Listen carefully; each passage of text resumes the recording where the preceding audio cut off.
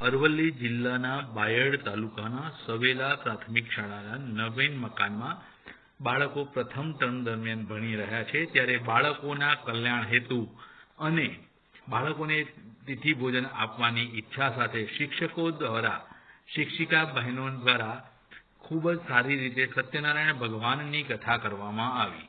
આ કથાનો લાભ શાળા પરિવારના તમામ બાળકો અને શિક્ષકોએ લીધો હતો.